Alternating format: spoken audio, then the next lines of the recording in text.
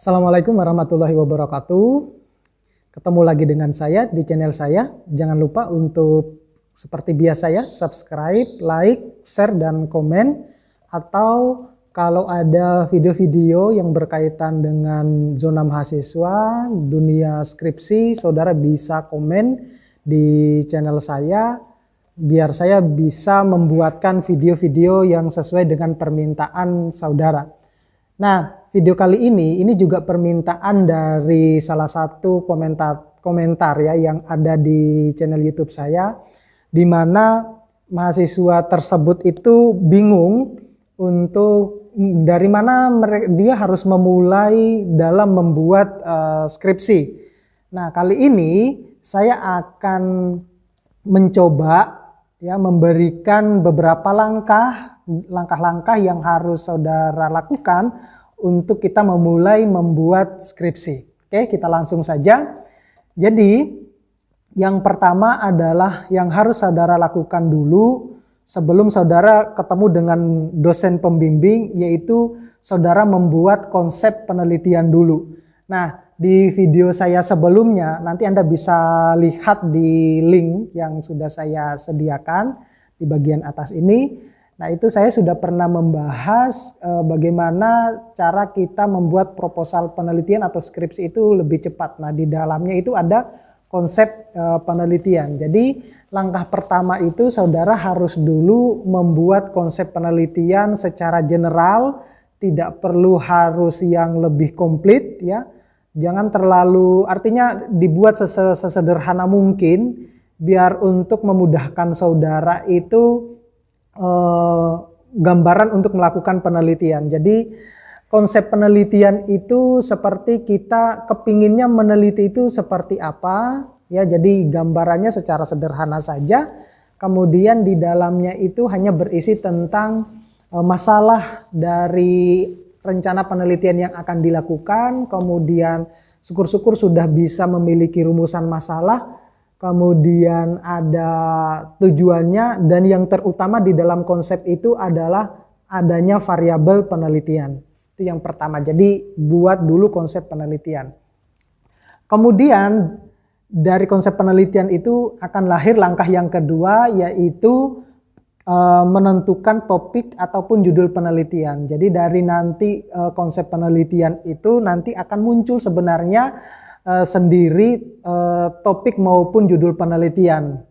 Nah, kesalahan umum seperti pada video saya juga sebelumnya, ada kesalahan umum mahasiswa itu ketika memulai menyusun skripsi, di mana mahasiswa itu seakan-akan harus sudah dituntut untuk sudah memiliki judul skripsi. Padahal berdasarkan dari pengalaman saya, dan biasanya kalau saya membimbing mahasiswa bimbingan saya tidak selalu menuntut pertama itu adalah mereka harus sudah punya judul dulu. Karena memang itu adalah akan menambah beban mereka ketika teman-temannya yang lain juga sudah memiliki judul. Jadi saya selalu mengarahkan mereka untuk judul itu dipikir di belakangan. Jadi terkadang begini, judul yang baik itu harus mengandung masalah. Nah, itu yang kadang mahasiswa itu bingung mencari masalahnya itu di mana. Tetapi kalau saudara sudah menyusun konsepnya sendiri, maka akan muncul masalah, maka secara otomatis itu sebenarnya saudara juga sudah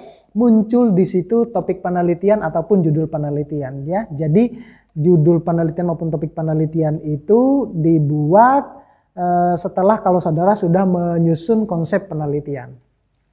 Kemudian langkah yang ketiga, saudara memilih dosen pembimbing. Nah, di video saya juga yang sebelumnya, saya juga sudah menampilkan cara yang tepat ya untuk memilih dosen pembimbing. Nah, paling yang ampuh adalah hal yang ampuh yang bisa saudara lakukan adalah memilih dosen pembimbing berdasarkan dari topik penelitian yang saudara minati atau judul penelitian yang saudara minati. Dari mana saudara bisa mengetahui itu? Nah, tentunya saudara bisa menerka-nerka sebelum misalnya saudara berada di semester 5 ya, karena kita membuat proposal penelitian atau skripsi itu kan di semester 7 ya. Jadi semester 6 itu adalah semester di mana saudara sudah bisa menerka-nerka kira-kira dosen siapa yang akan menjadi pembimbing saudara di situ.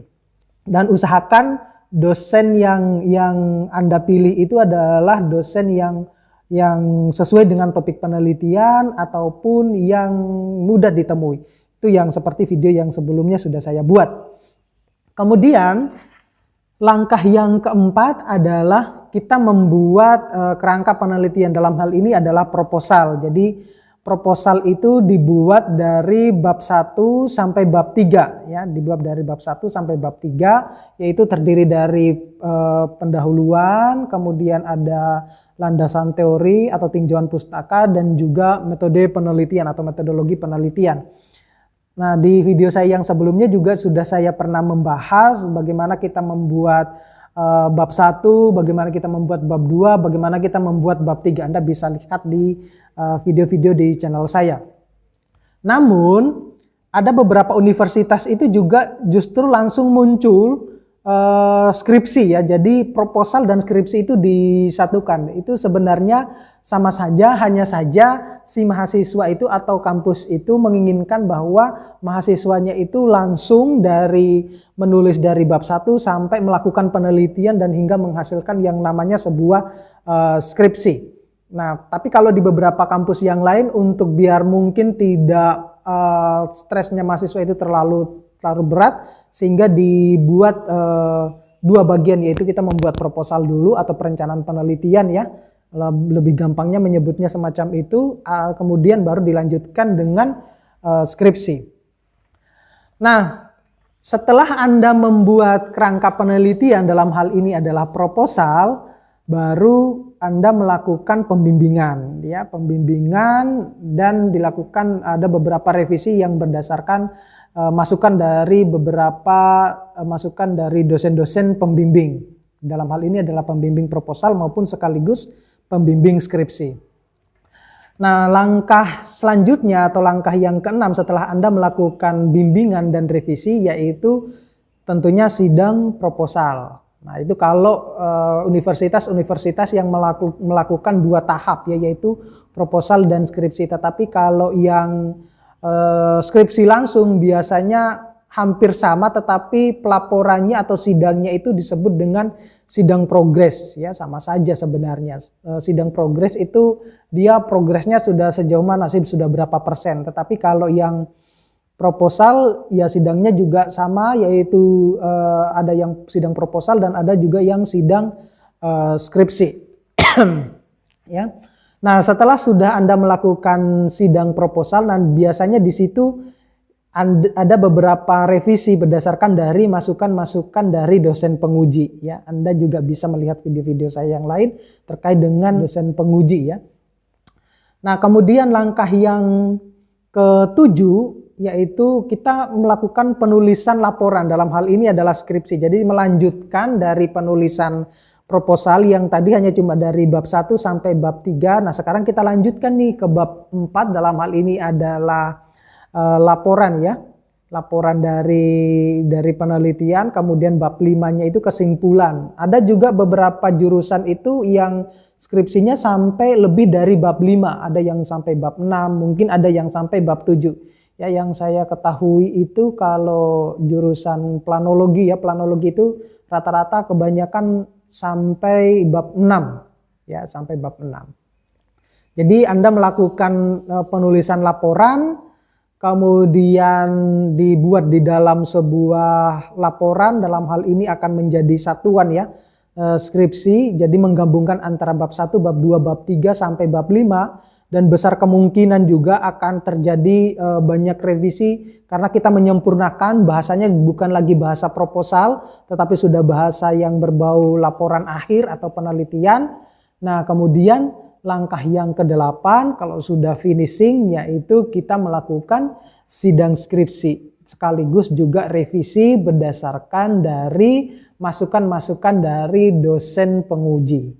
Nah, jadi itu adalah kurang lebih ada 8 langkah-langkah yang harus saudara buat untuk menyusun sebuah skripsi, mulai dari proposal ya hingga menghasilkan sebuah buku. Dalam hal ini adalah buku skripsi. atau pelaporan skripsi yang saudara harus pahami. Nah, itu gambaran secara sederhananya. Nah, gambaran lengkapnya ketika saudara sudah melakukan atau terjun di dunia perskripsian. Nah, itu saja tips dari saya. Mudah-mudahan bagi mahasiswa yang sedang menjalankan skripsinya diberikan kelancaran dan juga ujiannya bisa dinyatakan lulus dan bisa mendapatkan nilai yang maksimal atau sesuai dengan harapannya. Terima kasih, sampai ketemu kembali di tips-tips berikutnya. Assalamualaikum warahmatullahi wabarakatuh.